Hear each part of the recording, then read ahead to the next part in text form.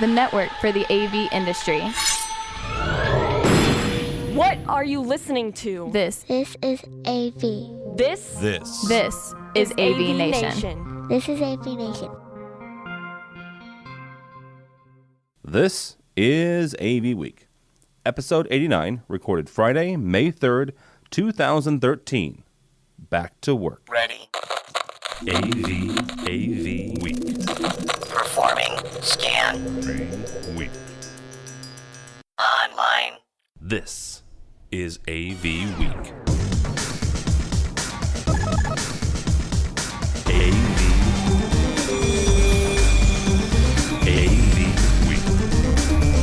Welcome to AV Week, your weekly wrap-up of audio-visual news and information. My name is Tim Albright. I will be your host for the day. Thank you so much for joining us. With us this week is Betsy Jaffe. She is the Director of Public Relations for InfoComm International. Welcome, Miss Betsy. Thanks, Tim. Also with us is Dawn Meade. She is the Marketing and Media Coordinator for Net AV and affectionately known as Miss AV Dawn. Hi, everyone. Also with us is Nic Scott. He is the Solutions Marketing Manager for Crestron Electronics. Welcome, Nick. Thanks for having me. And last but not least, to round it out, Mr. Bill Brown, President and CEO of BD Brown Communications. How are you, sir? I am doing great. Thank you. This week we're going to talk about how technology can not make you as productive as we may have thought it may have. You're actually procrastinating. I don't know. Also talk about the Nest, the thermostat. Somebody called it the iPhone of thermostats, which may have been too sexy of a comparison, but we'll see. Also talking about the rise in visual and performing arts and how that's going to help AV. And talk a little bit about Leviton and HAI. But first, HD BaseT from Commercial Integrator.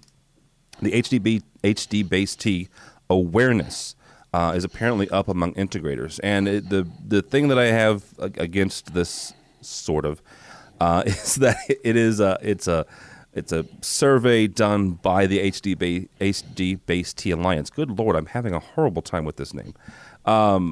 Basically, the consortium, the group that gets together, and it's based by LG and Samsung and Sony and some other guys.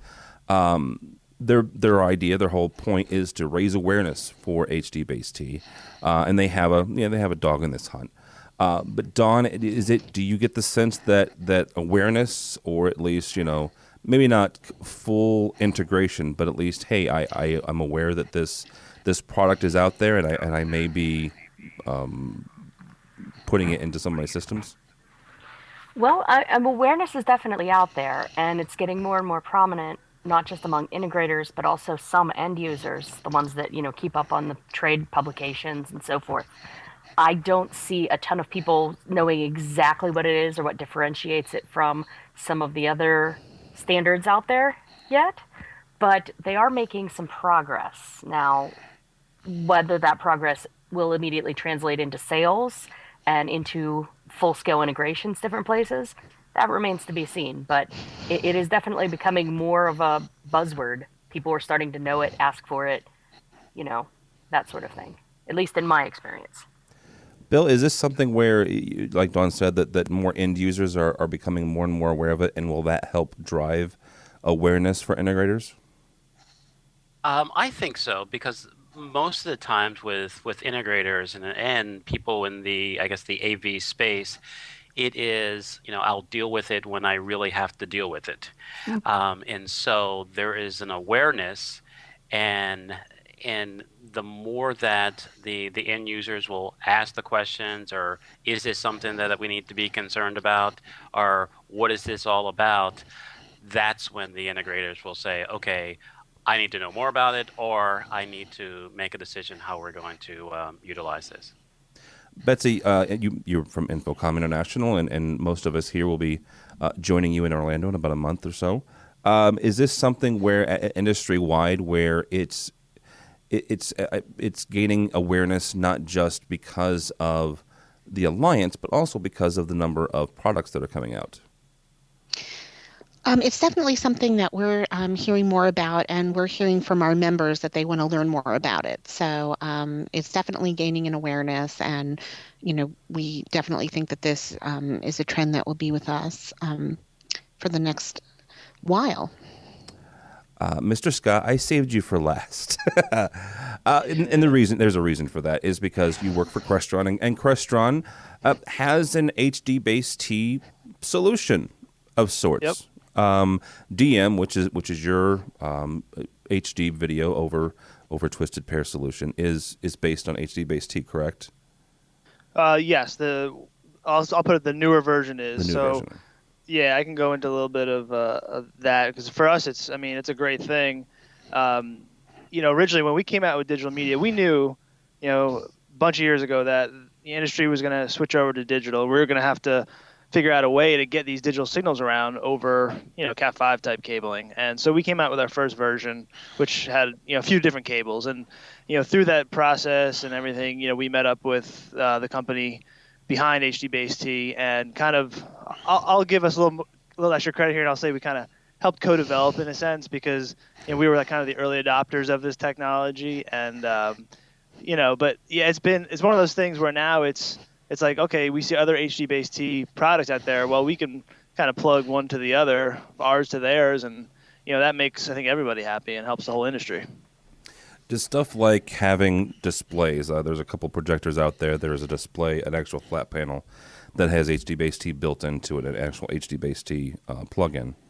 So if you buy one, that's not a network port, that's a video port. Does that stuff like that help you guys, or do you think that hurts you? No, I think it helps. It's the same kind of thing as like the iPad. We look at when the iPad came out, people say, well, is that helping or hurting your touchscreen sales? Well, I think it's actually helped it. Numbers do indicate that it's helped it. Again, it's awareness, and the more people that know about this stuff, the better off I think the whole industry is.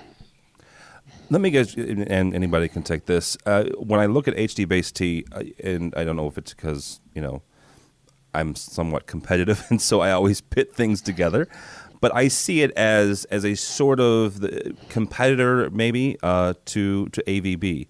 And I understand it's different. AVB is actually networked, and HD BaseT is point to point. So Don, am I crazy in that it's a comparison, or they are just totally different, and they should be each taken their own? They should be judged on their own merits and not put up together. Well, anytime you have a new technology coming out, or two new technologies coming out at the same time, there's going to be comparisons. Even if they're completely different, look at our favorite topic, OLED versus 4K. There's no such thing. And when you have technologies that do have some crossover, there's absolutely going to be a comparison there, even if the technology behind it is different, because people don't understand all that. Sometimes even our salespeople, our engineers, to a point, don't understand all the technology behind every thing that we use in our industry. Now, there are engineers out there that know every single bit, but when something's new, our guys spec it and go with it, and then figure out how it works later. Sometimes it's just kind of with an industry that changes as quickly as ours, that's what happens. But I think it's a fair comparison to compare, because they're the new thing. We got to see how they work and what's going on, and what exactly is this stuff. Tim, I think it's like Don said, it's a fair comparison. However, I think it should, and there is space for them to coexist. And the more that we allow the bandwidth or the space out there for all these emerging technologies and these emerging ways of getting communication out there, I think that will be better for our industry than kind of lumping things in a nice little box that we can kind of understand and deal with, than to embrace potential growth in our industry. You mean then we're not just going to have one connector? That's so cute. We would hope. Come on. You know what? I like just having one connector. It's simple. And, there's no more need for adapters. So, all right. I'll buy more adapters. From CE Pro. 9 months after its acquisition, HAI has rolled into Leviton. Oh, good Lord. Betsy, you're smarter than me on all this stuff. Does it matter if it's high or high Leviton or Leviton high or just Leviton? I'm really not sure how much a difference the name actually means. What matters is that these different companies are coming together, and we're seeing a trend in this direction throughout the industry and throughout business. Now, the good news about this is it means that the AV industry is hitting the big time. What's going on in the general IT industry is now happening wider and affecting us, which means that we've become less of an outlier and more part of the general business community at large. But exactly what it means, I think only time will tell. Yeah, that's a good point. When it comes to, Dawn, like Betsy said, we're becoming the big time and people are coming together and merging and stuff like this. Do you think this is a good thing for High? Absolutely. I mean, anytime you merge into a larger entity with greater name recognition outside of our own little tiny island of AV, tiny being billions of dollars annually, bearing in mind, but in the greater scheme of things, the visibility that they gain from this move is fantastic, and it can only impact us positively overall as an industry. I myself am personally a little heartbroken because this means, internet geek that I am, next time I see them at InfoComm, I can't walk up to them and go, "Oh, hi," like we did all year last year. When they sponsored the InfoComm everything, all their signs last year at InfoComm, Mr. AV Don and I walked around doing the lol kitty the entire show. Oh, hi. But that's my own geekiness aside. I think it is a good move, and it'll gain a lot more eyeballs and a lot more users for this product, and hopefully by extension the rest of the industry. You could just say hi Leviton. Hi. Sorry. Nic, is this, like the both ladies have said, is this kind of good for the industry overall, where we're getting more and more recognition because companies like Leviton are taking notice? Yeah, I mean, I'm going back to what I said earlier about the iPad and all this other stuff. Awareness. Let's grow this industry. There's lots of room for growth if you look out there. No reason why this should be a threat or anything like that. I think it's good. And that's a perfect segue into your Nest deal too. If you want to. It is a perfect segue. We'll go ahead and take it. The Nest thermostat is there are some updates coming this summer if you have one. But what we'll say is someone called the Nest. If you don't know what it is, it's a thermostat. And I know that's kind of weird, and it's kind of resi, but we'll go with it because it is very cool. And somebody called it the iPhone of thermostats. And part of that is the fact that some of the gentlemen that started Nest actually used to work for Apple. But it's doing some things, and the thing about Nest is it's software. It is a piece of hardware, but it's primarily software based inside, and they are able to update it with firmware. Bill, is this kind of one of those things where companies like Johnson Controls and Trane should look out for this little upstarter to get into the homes and honestly into some of the businesses, because they're going to have the ability to network everything. And this is one of those things that we've talked about before in this show, where you get in, it gets insidious, and then all of a sudden these guys could like flip a switch, and suddenly they can control lights and other things as well.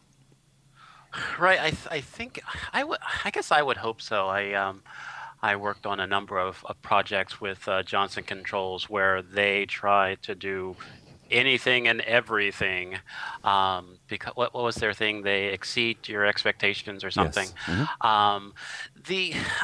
I think that the challenge here and what I see is because of the AV industry's inability to really brand itself and really have, I guess, a positive identity. Now the convergence of moving on into a lot of cool things that I think that we're working to be a part of, and we can be in that discussion. It kind of we kind of morphed into technology now, and I think in some cases that's a good thing, but we need to have our identity within that technology space, and so having this Nest capability that is the cool factor, no pun intended, but Nice. there is an aspect that AV is a part of your life. AV, it is all inclusive. The holistic approach, and the more that we're able to not shy away from that, we will basically elevate ourselves to that. Really not just being a billion-dollar industry or more than. We can then have the press of that also. Don, is this one of those things where, like he said, it just, the cachet of a company like Nest, coming into your home, but also making people more and more aware, consumers, the end users, more and more aware of the AV that's all around them? I think things like Nest and the more, I believe he used the term convergence of the different technologies, is going to make consumers more aware of AV around them. But this is something we discussed way back in November at the InfoComm 100, the whole smart building phenomenon, and how IT and building control facilities, and the mechanical folks, the security folks, and all of us in AV, we're kind of all racing towards the one ring to control them all, And Nest is definitely a big step there, getting consumers aware. It's something we talked about a few weeks ago. Right now, it used to be businesses drove technology and people then wanted it at home. Now the consumers are driving the technology, and the businesses and those of us in Pro AV are racing to catch up, because CEOs say, well, I have a Nest at home, I can control that. Why can't I do it here at the office? Or I have, the Kaleidoscape or whatever at home with all my media on it. Why can't I do that here? So it's sort of been a flip of where our technology driving is coming from. But that's not to say we don't already have things like Nest. I won't mention the name in deference to Nic, but we have a control system in our home that has a thermostat controller, and we can control our temperature and everything, from our touch panel. It exists in our realm as well. But as these new companies come into the technology space, the greater technology space, it's bringing more people's consumers and end users awareness of these things.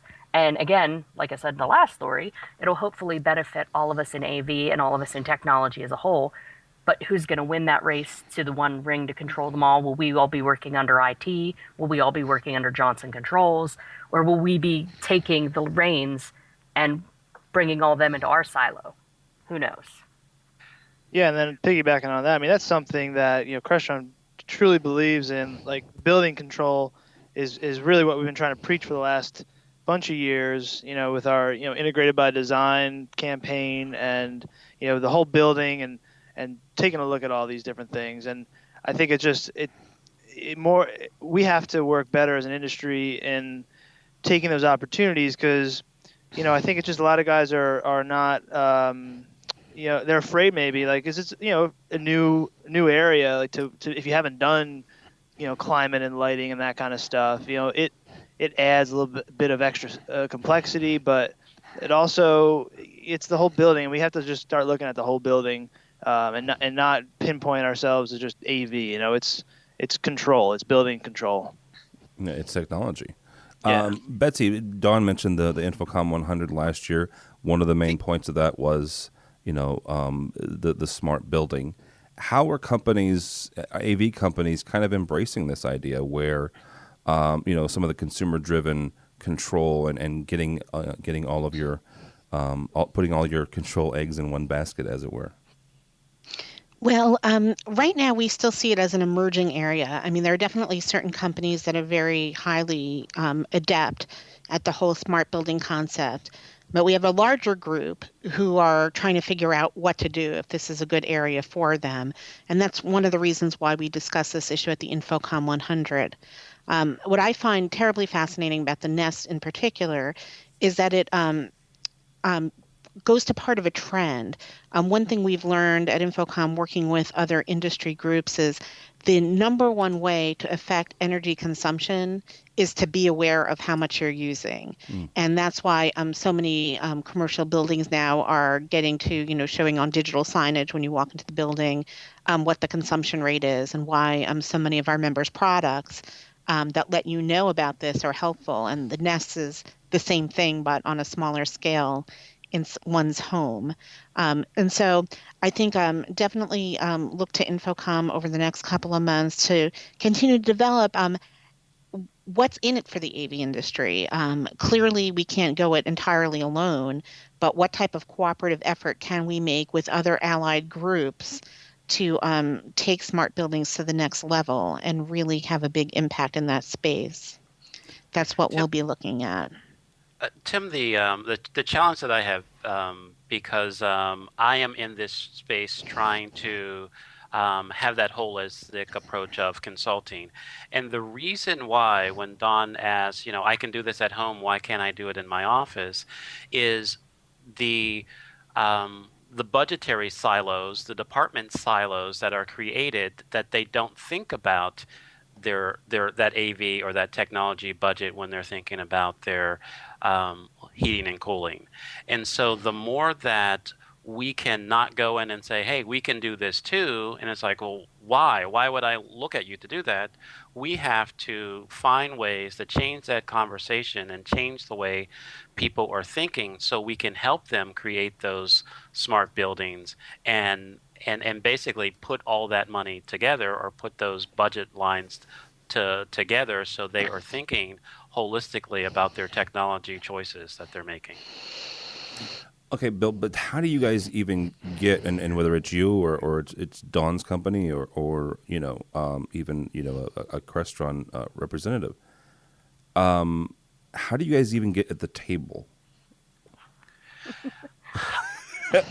I'm not trying to be hateful. I'm asking a genuine question, just because in my real job I work for a college, and I've been a part of some of those discussions, and unless someone like me or somebody else mentions, hey, what about AV, a lot of times it's an afterthought. Right. I go in, my focus, I had to come to terms with in my evolution of my company, let's just say it that way, that I am not a technology company. I'm a communications company, and I can get into the conversations with upper management and look at how are you getting your message out, and that message, that internal message, and the external message, and the technologies that you're using. And if those technologies that you are using, from AV to IT to other things, are really not working together or seamless, smart, as you say, then there are going to be disruptions throughout your organization. So that's how I get at the table. That makes sense. I have to say, I was only giggling because that was the exact question in the final session at the 100. Yeah.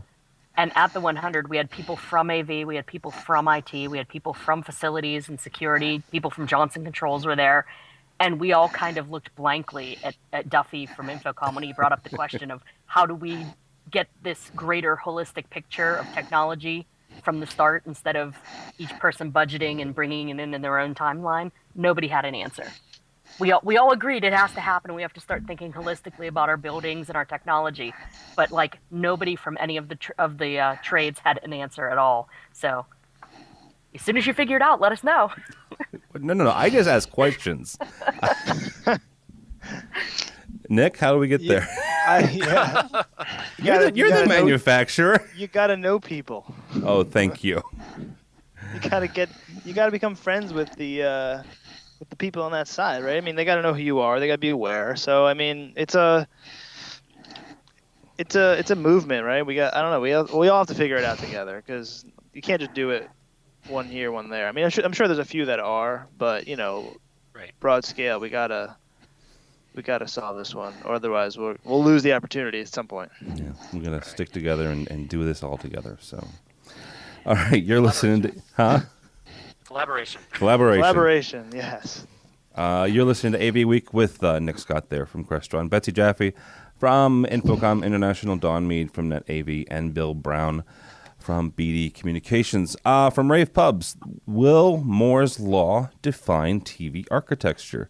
And just a real brief synopsis of Moore's Law. Every few months, the chip speed will double. And I think, is it 18 months? Every 18 months, I think. The chip speed will double, so computer processing power will double, and this, that, and the other. So, Bill, let's ask the question. When it comes to smart TVs, and there have been some really cool things.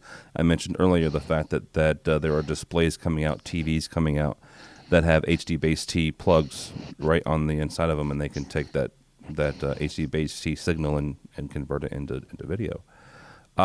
Is Moore's Law effective, or is it in play when it comes to TVs? I think absolutely. The one thing that I got from the article about I guess TVs being the smartphones or something of that nature, it was kind of I never thought of it that way. But the challenge with that, with the implementation, with the laggers and everything like that, because you are purchasing a TV, it's not as sturdy and have the life that it used to have before. I think it was 6 to 8 years. Now it's closer to around 2 years.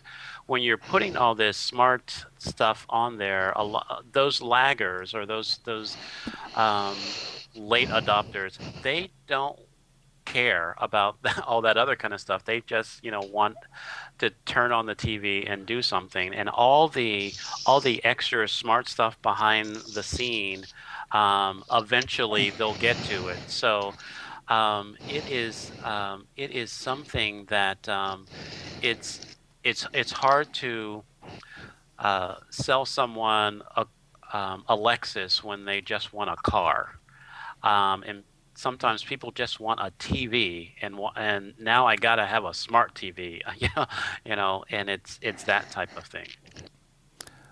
Dawn, is this like Bill says? Some people just want a TV. Is that something where we might have two different lines of production or two different lines of development for TVs? I don't think so. I mean, because if that were the case, in an ideal world, my mother would still have her console TV that she can put pictures of the kids on top of. And believe me, when her last one died and we had to convince her that no, she had to get something flat and a piece of furniture to put it on or hang it on the wall, she was heartbroken, and the convincing we had to do just to tell her that's all that was available was like drama, She's in her 70s, come on. But if there were the ability to have a dual purpose production of the late adopters, just basic models, and the big fancy schmancies, I think we would already have it, because there were enough little old ladies like my mother who wanted the console TVs, and they are history. There's enough people out there that just want something basic, but even the cheapest thing you can buy at like Sam's Club or Walmart or Costco, they have some of the fancier features and the satellite systems and the cable companies. They also have, onboard gaming when you go to this channel and you can play the games like you do on your computer. So even the dumbest TVs out there are fairly smart right now. Yeah. And I don't think we're going backwards. You'll just have people using a fraction of their ability and grumbling about it the whole time. Right. Nic, when it comes to TVs and displays and Moore's Law, does it apply to TVs, or should it? Yeah, I mean, I don't know. It's like what you were just saying is the content. I always think about the content. What TV's there to watch broadcast or watch movies from an Apple TV or a Roku or whatever, and that content is right now maxed out at 1080p 60 if you want. And so if the TV, I mean, I really don't know where to go with it, honestly. But like to me, it's the TV is got to hold up to the content. And the 4K TVs are just a bunch of, hype right now until we have 4K content. But I look at it from this perspective.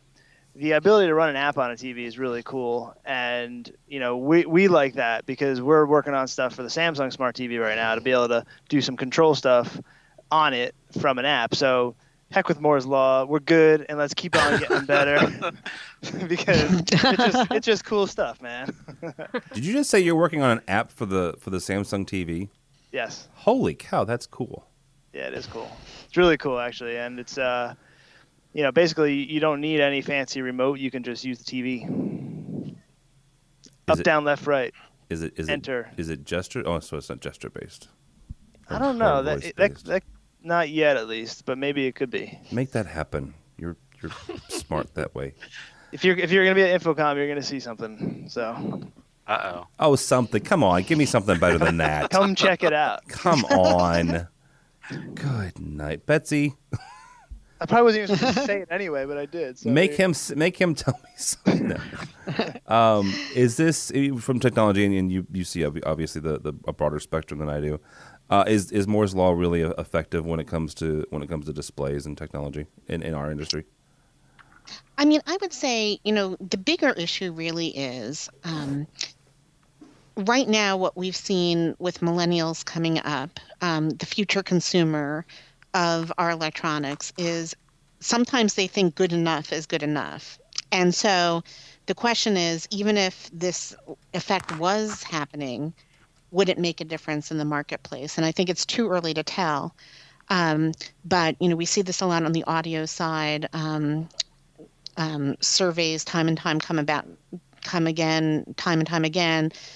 saying that people are fine with the audio on their iPad docking station and or for their iPod, and they don't know what the utility is in having a more sophisticated sound system. And we're in jeopardy of having that same thing happen on the display side as well. So really, it might be happening in terms of the production, but it's from the actual consumer side. I don't know how much of a difference it's going to make from the sales perspective. Well, and Betsy brings up a good point. As much as Dawn and I would love to have OLED and 4K and all that jazz, does the YouTube generation really want that? I don't. Go ahead, Betsy, if you want to say something. Well, the only thing I was going to say is there's always going to be a time and a place. Like, for instance, on 4K, though it's fairly new, anytime more pixels would benefit, such as in intelligence or in healthcare AV, that would be very, very helpful. The same true could be said about, for regular, more recreational users. The jury is still out. I think the answer is no to your question. I don't think it's needed. I think I was looking at, showing my age. I was looking at the technology for where it is now in the Jetsons, and how okay, and moving forward, because that's was it 2062. Whereas when the Jetsons was supposed to be, and our cars turn into our briefcases and all that other kind of stuff. But I think in order for us to move to the Jetsons, we have to basically stay on that line of moving, being more smart and being out of the box and trying to do all the things that will kind of be easier or and move from there. So I think right now I don't think the Generation X will kind of demand that, but I think industry and us, how we relate to technology will kind of shift, will take a big shift to move to kind of get some more out of it.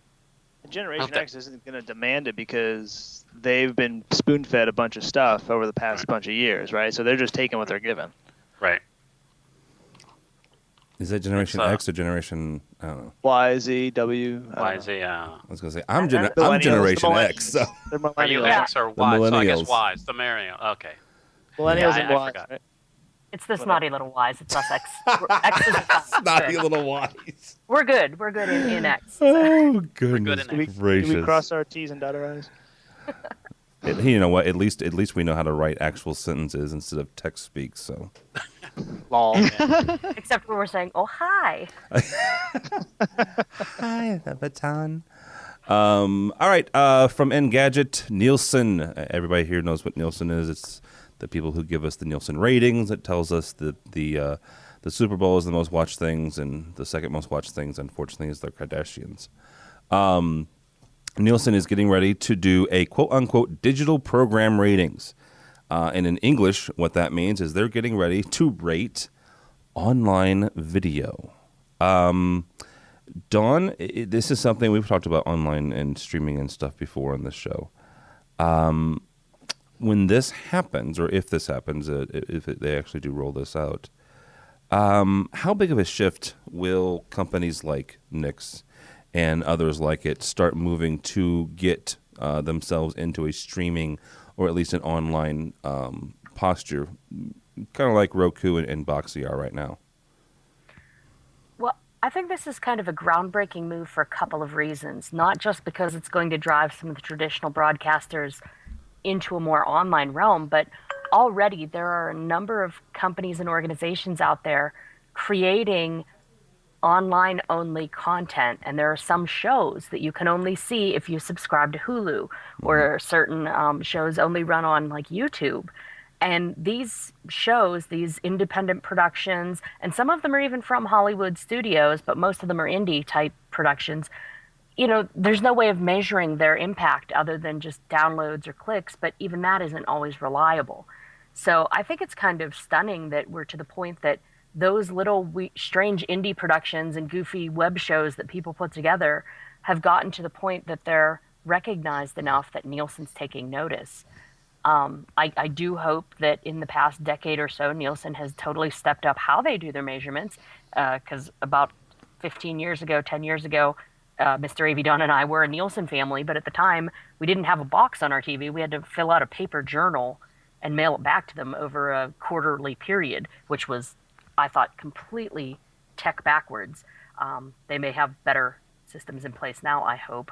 But it's just amazing to me that we are to the point that suddenly streaming matters that much, that the big names are really getting into it. The broadcast guys, we discussed this last time I was on, the broadcast guys really need to think how they're going to shift to adapt to the new paradigm, or they're going to fade away.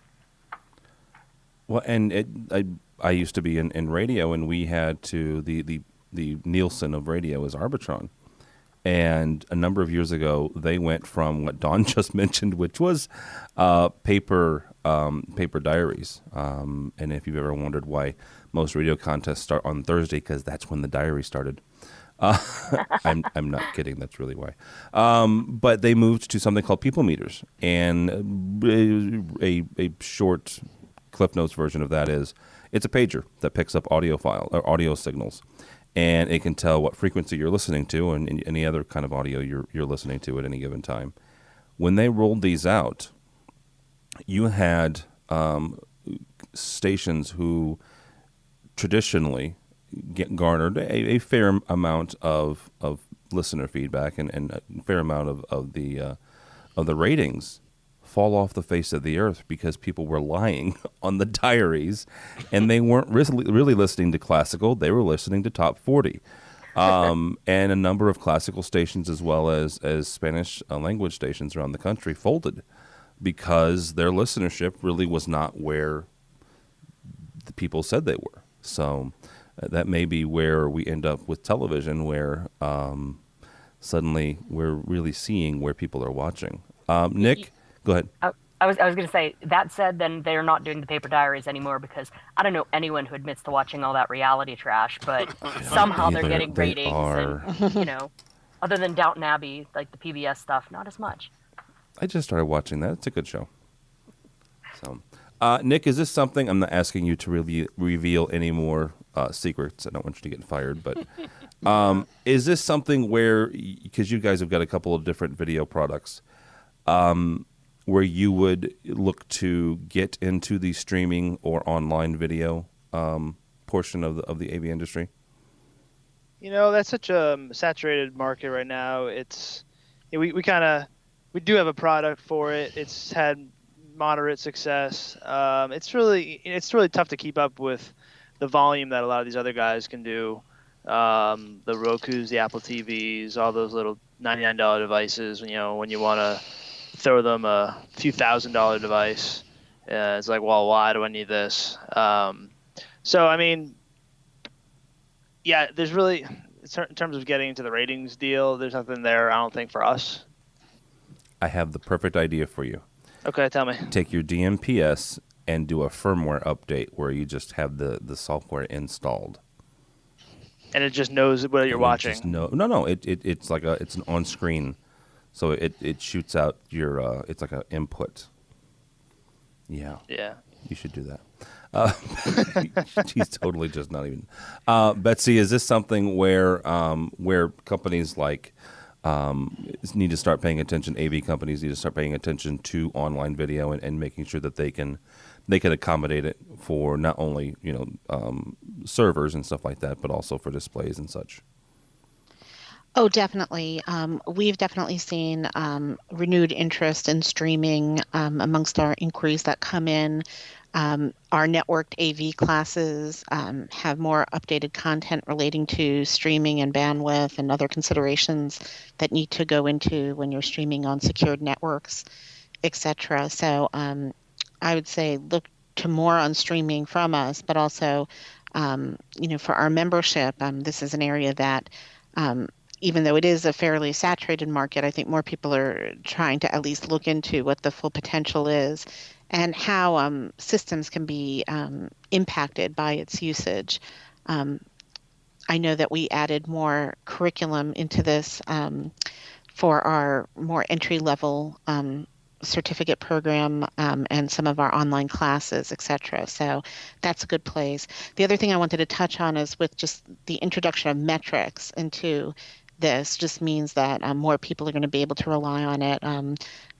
Right now, in the recent past, with the lack of metrics, it's hard for companies to invest too much in their programs, in online, in YouTube videos, etc. And now I think that you are going to see more people looking to this technology. Hopefully this will also create more of a love of video among people who are just coming up, looking at maybe starting careers. So we definitely think it is, good for the AV industry that this is happening. But, there are already some pretty big players in this marketplace. That's a very good point, Betsy. Bill, when it comes to not only, providing metrics, but also giving people the opportunity to create things online and have the opportunity to get, not only a following, but also a feedback, as it were, from Nielsen and other companies like that says, hey, you know what? Not only did you get 10,000 downloads, but you have this percentage of the online traffic. Right, and I think that would be the great information, and that and until she said that, I was like, wow, that's a game changer to all that the online content that is being created. I mean, for me, when I read this article, not being a Nielsen guy in the past, but in the I guess the late 90s and the early 2000s, there was a concept of that group TV watching and everything like that. So it was like, how are they getting those accurate numbers of what people are watching and what people are not watching, because we were doing more things in groups.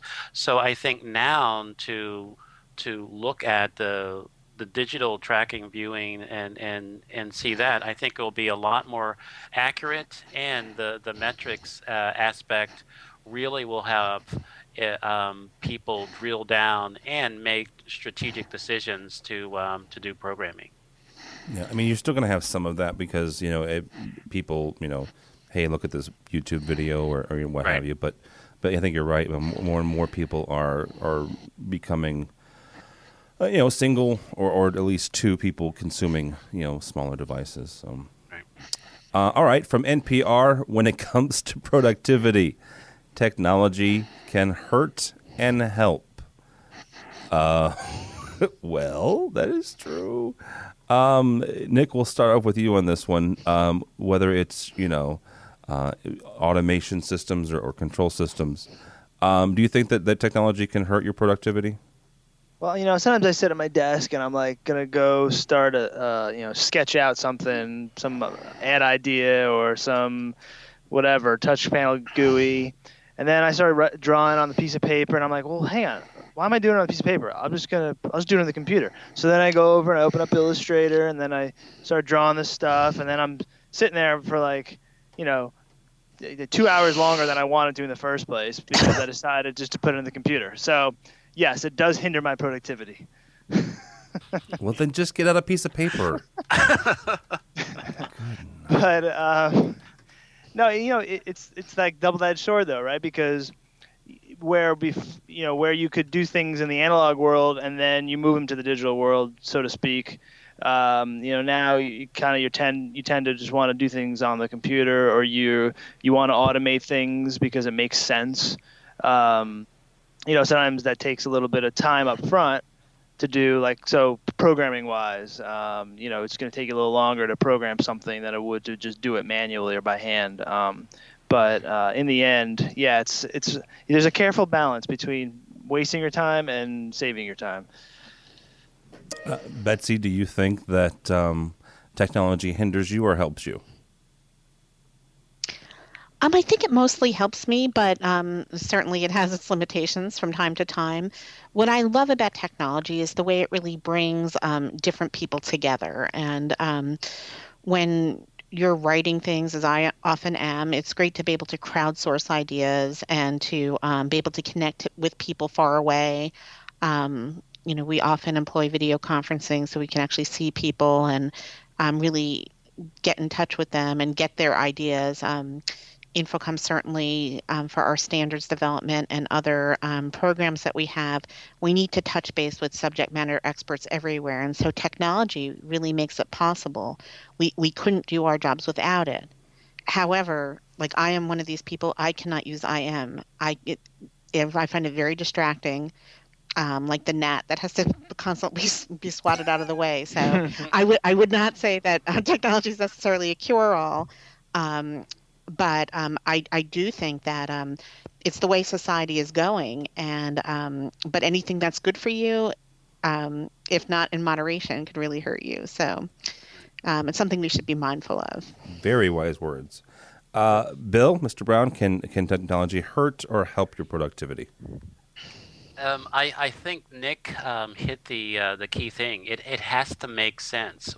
How you're utilizing the technology in your environment. If it's an extension of what tasks that you need to get done, or your and your job and your work and your that is what it's all about. The one thing that I've found interesting but not surprising is the ways that companies track how productive you are, and the repercussions for you not doing wasting time with the technology device that they gave you to do it. So the answer to that is, if you bring in the technologies that will assist you to do what you need to do, and you stay on target to that as much as you can through the 8-hour day, you can be as productive as you need to be, and to go from there. If there's times where you need to have a notepad and write it out and sketch it out and do it, you should take those opportunities, and don't be afraid to disconnect to do that. And I think too often we look at technology as the solver of all of our problems and not realize that used incorrectly, it can become one of our problems. No, also good. Dawn, you have the last word on this. Can it hurt you or help you? Well, in some respects, it absolutely helps. When I read this article, I was reminded of a comic I saw years ago that showed some office workers sitting at their desks, and one of them said to the other, "How on earth did we look busy before computers?" That's great. And it's true. It both helps our productivity by doing things faster, but it also helps us look busy sometimes. But it can definitely be a productivity killer. And some of the tools that they mentioned in this article from NPR, some of the analysis tools that tell you where you spend your time, they're great for your average office worker. For someone like me that works in social media, I spend a lot of time on Twitter and Facebook, but a lot of that's productive work time, and some of it is the goofing around time. So it both helps and hinders. I think the best last word is the last word of the Harvard Business School professor Teresa Amabile that was quoted in the article. Just staying motivated is still the best way to get work done. Mm-hmm. Very good. Yeah, and on that, we will end the broadcast day. Thank you guys so much for joining us. This has been AV Week. That right there is Miss AV Dawn. Her name is Dawn Meade, Marketing and Media Coordinator for Net AV. Where can people find you, ma'am? Folks can see me on Twitter at AVDawn. They can find my company online at www.net-av.com. And if you're coming to the InfoComm show this summer in June, obviously stop and see Betsy at the InfoComm booth, but come by and take my class on marketing and social media for the small integrator. I'm teaching on Wednesday morning. So I hope to see you there. Yay. Also with us is Mr. Bill Brown, President and CEO of BD Brown Communications. Where can people find you, sir? I am on Twitter at BDBrownCom, and that's with 2 M's. And you can also reach me at my website. New website that I'll be launching soon is at www.bdbrown.com. And I will also be at InfoComm and teaching the same time as Dawn, because I wanted to go to Dawn's time, and I was like, but I am teaching on AVIT, leading those today's teams. So looking at, if you want to look at some ideas of leading those converged teams of people, that's what I'm going to be speaking on. All right. Well, I'd like to take your class too. Darn it. Well, maybe you guys can trade notes or something. I don't know. Give each other your PowerPoints. Right, speaking of InfoComm, Ms. Betsy Jaffe, the Director of Public Relations for InfoComm International. Where can people find you, ma'am? People can find me on Twitter at InfoComm or at InfoComm Show. Please remember, if you're tweeting about the show, to tweet pound InfoComm13 if you want to be on our hashtag. You can also find me at infocom.org and infocommshow.org.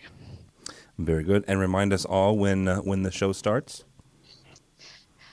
Well, the excitement starts June 8th through the 14th, but the actual exhibit days are the 12th through the 14th. But I know everybody should at least be coming by for the opening night reception on the 11th. But if you can, I do encourage people to come early for the education that's been described by so many of our panelists today. Yep, absolutely. The a lot of classes start on Saturday, I believe. And go ahead. No, they absolutely do, and they go all throughout the show. And in addition to the InfoComm University training, we have a lot of training from other partner groups, as well as manufacturers training from the great exhibitors in our industry. Yes, they do. And speaking of one, his name is Nic Scott. That was a very nice transition. He's Solutions Marketing Manager. One class I know for a fact, because my buddy's teaching it, Kevin Iselli is doing a DMCE class that he keeps trying to get me to take. So, Nick, where can people find you, sir? You can find me at the 9,000 square foot booth at InfoComm in Orlando. There you go. By the Smart TV app. Very well done. And if you want to email me, it's Scott at Crestron.com. All right. Well, if you'd like to find me on social media, it's TD. Tim David Albright. But more importantly for me and everybody here at AVNation, please go by the website, avnation.tv. avnation.tv, you'll find this show and a host of others. We have a couple different new ones. Some ones that we are kind of retooling and coming up with ideas. So check those out. avnation.tv. avnation.tv. Thanks so much for listening. That's all the time we have for AV Week.